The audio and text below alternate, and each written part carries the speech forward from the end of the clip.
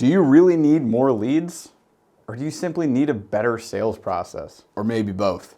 What's going on, you guys? I'm Jeff Burlingame, professional mentor and sales specialist for Two Brain Business. And we're going to talk about leads today, marketing, sales processes, other key terms. But more importantly, I want you to look at your own business sales process and identify whether or not it is suited, it is robust enough, it can handle 100 new leads. Now that's an arbitrary number I'm throwing at you, but it's a good round number, so I like it. So look at your systems right now. Look at your business process. Could you handle 100 leads? What would happen if I just said, here's 100 names, emails, and phone numbers, go? Could you call them all? Could you call them all in a timely manner? Do you have the hierarchy within your business, the people, to support you doing that? Do you have the systems to support tracking all of that data, or will people fall through the crack? That's your sales process. So what are we talking about when we talk about sales process? We're talking about the whole big picture, 30,000 foot view. This is the sales funnel at the top, big wide open funnel. Leads fall into it. They come out the bottom as a member. Not all of them, but the percentage of which these leads are converted is based on how good your sales process is. And by the way, if you want more videos with good content like this to help you be more successful as a business owner and move closer to personal wealth, consider subscribing to the channel, smash the like on this video, and ring that notification bell. So why talk about this topic at all? Well, I don't know about you, but lately, every time I go scrolling through Facebook or Instagram, I am inundated with marketing. There's a million marketing gurus out there all of a sudden who want to give you a bunch of good quality leads, quote unquote. And here's the problem. Those leads you'll pay for, of course, but unfortunately, most of the time, in fact, I'd say 9 times out of 10, they are approaching lukewarm at best. These are cold leads. This is cold traffic that you're paying for. What do you get out of that? You get 100 leads, 100 names, emails, phone numbers. How do you manage that? Can you manage that? And the reason I'm asking you this question is because I need you to look at your sales process and identify whether or not you can. Because if you can't, don't talk to those marketing companies because you can't handle them. You can't handle the marketing. It would be worthless. It would be a waste of money. And in a lot of cases, I've seen it just damage businesses, myself included. So I'll give you my story. I fell for this several years ago when I owned my gym. It all started with a fancy 6-week challenge, right? So we paid a company to run ads for us, and they legitimately gave us hundreds and hundreds of leads. And then I had to meet with these individuals. It was a women's only challenge. They all came into my gym. Talked to all of them, 15-minute interviews, trying to identify whether or not they were a good fit. Well, we're going to try and close them all, so they're all good fits, right? Well, they were cold leads. Half of them thought the thing was free. Half of them thought it was 30 bucks. All of them had to be worked in order to try and get them to sign up for $250, of which I only got to keep a percentage. Sound familiar? Maybe you've been through this too. It's not fun, and unfortunately, later on, I found out the retention was terrible. So not only was I taking a lower front-end revenue from here, I was spending a ton on ads, I was also getting lower quality members, people who weren't necessarily a good fit for me, but because I didn't go through my normal process, the no sweat intro, the longer, slower version of the process on purpose, I was not selling any of my high ticket items, any of my one-on-one stuff, no nutrition, no personal training, and long term, none of them were doing my one-on-one onboarding. They were jumping right into a group class. So therefore, my long-term retention was terrible. It tanked. My length of engagement dropped.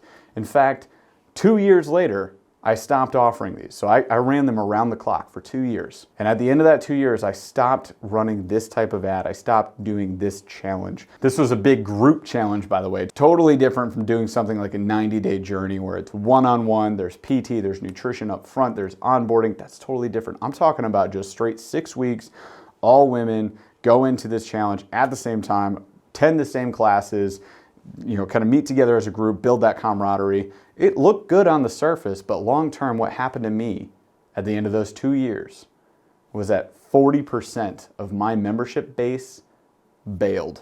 They all quit. Now look at your business. What would happen if 40% of your current reoccurring revenue just disappeared. Poof. Gone. How would you handle that? Could your business survive? Or would you lock the doors, call it quits? Because I was that close to calling it quits.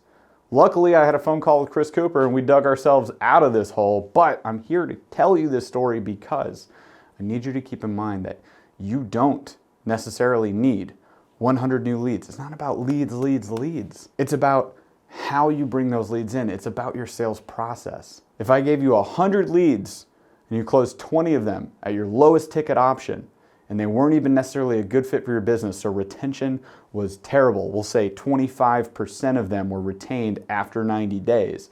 Then essentially, you spent the money for 100 leads to acquire 5 long-term members. Sound like a good deal? Or what if we worked on organic marketing with high-quality leads that are warmed up?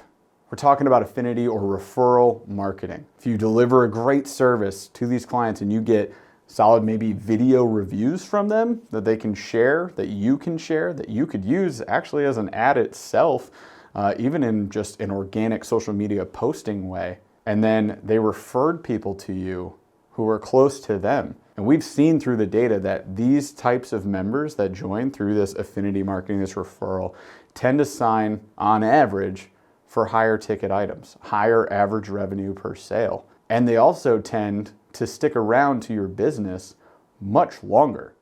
So the value is there. Even if you only signed 5 of those, chances are that these 5 versus the 5 you retained from the 100 leads in the other situation are going to be much more valuable and cost you $0 in advertising. It's about your sales process. At what point do you ask your current clients, who do you know who?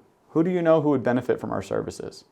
At what point do you ask your current clients for a video testimonial? At what point do you ask your current clients for 5-star reviews on Facebook and Google? Do you at all? Because if you don't, then you're missing out on the strongest foundation to your business. I think of it this way.